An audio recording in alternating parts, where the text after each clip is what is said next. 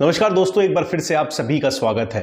आज के इस वीडियो के अंदर मैं कुछ एक्सरसाइजेज आपके लिए लेके आया हूं जो आपके हिप में दबी हुई नस को हटाने और आपकी हिप की मोबिलिटी को बढ़ाने के लिए काफ़ी यूजफुल होगी।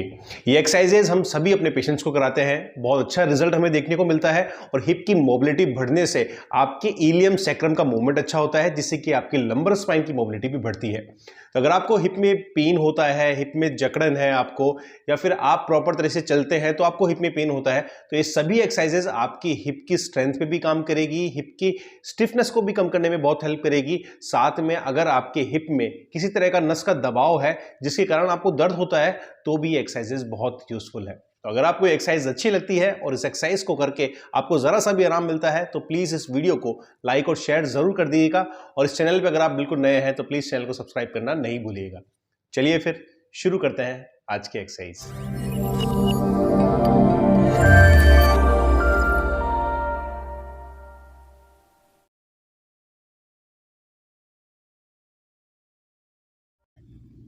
दोस्तों, हिप मोबिलिटी के लिए हमारी सबसे पहली एक्सरसाइज है। इसके अंदर आपको दोनों घुटनों को ओपन कर लेना है और पीछे की तरफ ज़मीन पर बैठना है। ध्यान रखें, आपके दोनों जो पंजे हैं वो दूर रहने चाहिए। जब भी आप सिटिंग करते हैं आपको पंजों के ऊपर नहीं बैठना, आपको पूरा पीछे जाना है और फिर वापस ऊपर उठकर आना है। इस एक्सरसाइज में आपकी हिप की मोबिलिटी तो होती ही है, साथ में आपकी एंटीरियर हिप मसल्स की स्ट्रेंथ भी होती है जब भी आप ऊपर की तरफ आते हैं। अगर आपको घुटनों की कोई दिक्कत है तो आप इस एक्सरसाइज को ना करें, बाकी जो एक्सरसाइज है उसे आप कर सकते हैं। इसी एक्सरसाइज को अगर हम साइड से देखते हैं तो आप गौर से देखिए कि आपको पीछे की तरफ बैठना है और पूरा ऊपर की तरफ आना है। ऐसा करने से हिप का जो जॉइंट है, जो बॉल एंड सॉकेट जॉइंट होता है, उसका पूरा रोटेशन होता है। ज़्यादातर केसेस के अंदर उसकी मोबिलिटी कम हो जाती है, जिसके कारण पेशेंट को हिप के अंदर पेन आता है। तो इस तरीके से आप उसकी मोबिलिटी को बढ़ा सकते हैं, साथ में आपकी ग्लूट्स यानी कि हिप की मसल्स को स्ट्रॉन्ग भी कर सकते हैं। दोस्तों, हमारी अगली एक्सरसाइज है काम शेल एक्सरसाइज। ये एक्सरसाइज हमारे हिप की जॉइंट की मोबिलिटी के लिए काफ़ी अच्छी है और बहुत बेसिक एक्सरसाइज है, यानी कि आप हर एज ग्रुप के जो पेशेंट्स हैं वो इस एक्सरसाइज को कर सकते हैं।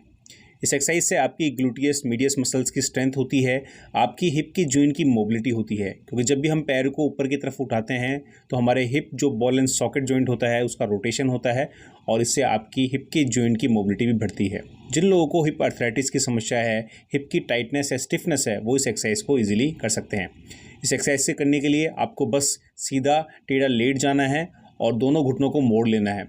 और ध्यान ये रखना है कि आपकी कमर इसमें नहीं मुड़नी चाहिए, सिर्फ आपके पैर को आपको ऊपर उठाना है और वापस नीचे लेकर जाना है। इस एक्सरसाइज को आप दिन में 2 बार रिपीट कर सकते हैं। दोस्तों, हमारी अगली एक्सरसाइज है। इसके लिए आपको अपने इस पैर को ओपन कर लेना है और फिर पीछे की तरफ बैठना है। इस एक्सरसाइज से हमारी एडक्टर्स यानी कि इनर थाई की मसल स्ट्रेच होती है, जो कि हमारे हिप को बाहर की तरफ उठाने का काम करती है। ऐसे करने से आपकी side inner thigh muscle stretch होगी और आपको अपने इनर थाई में आने वाले पेन से काफ़ी अच्छा आराम मिलेगा। जिन लोगों को ग्रोइन पेन की समस्या रहती है वो भी इस एक्सरसाइज को कर सकते हैं।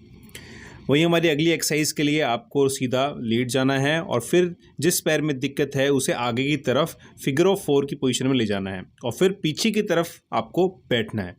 ऐसा करने से आपकी हिप की सारी मसल स्ट्रेच होती है और आपको एक अच्छा सूदिंग इफेक्ट मिलता है इस एक्सरसाइज को करके। इस एक्सरसाइज को करने के लिए आपको ध्यान ये देना है कि जिस पैर में आपको दिक्कत है उस पैर को आगे की तरफ मोड़ लेना है और फिर उसी साइड में बैठना है। इससे आपकी हिप की जो पेरिफॉर्मिस मसल्स होती है, आपकी ग्लूटिस मीडियस मसल्स होती है, वो स्ट्रेच होती है।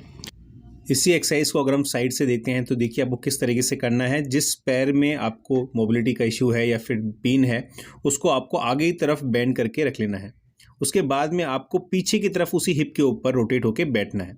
ऐसा करने से पूरे हिप में अच्छा स्ट्रेच आता है और साथ में आपकी हिप की मोबिलिटी भी बढ़ती है। जिन लोगों को पेरिफॉर्मिस का पेन होता है, हिप मसल्स की टाइटनेस होती है, उनके लिए एक्सरसाइज काफ़ी अच्छी है। ध्यान रखें, इसमें काफ़ी अच्छा लोड आएगा आपके हिप के ऊपर। तो अगर आपको कोई स्वेलिंग है, कोई पेन है, तो पहले ही थेरेपिस्ट से एग्जामिन कराएं, उसके बाद इन सभी एक्सरसाइज को करें। हमारी आखिरी एक्सरसाइज है सोमो स्क्वाट्स। ये एक तरह के डीप स्क्वाट्स होते हैं जो कि आपके हिप की जॉइंट की मोबिलिटी को बढ़ाते हैं। तो ये कुछ बेसिक एक्सरसाइज थी जिसके थ्रू आप अपनी हिप की मोबिलिटी को बढ़ा सकते हैं। और अगर हिप की मोबिलिटी बढ़ती है तो वहाँ की सराउंड मसल्स स्ट्रेच होती है, रिलैक्स होती है और आपको हिप के पेन की काफ़ी कंडीशन के अंदर आराम देखने को मिलता है। ये एक्सरसाइज ज़्यादातर यंग पेशेंट्स के लिए ही है। ओल्ड पेशेंट्स के लिए हम लोग और दूसरा वीडियो लेकर आएंगे जहाँ पर कुछ बेसिक एक्सरसाइज होगी जो ओल्ड एज के पीपल भी कर सकते हैं। ध्यान रखें, किसी भी एक्सरसाइज जो करने से पहले अपने थेरेपिस्ट की राय ज़रूर लें और अगर पेन ज़्यादा है तो वो एक्सरसाइज ना करें।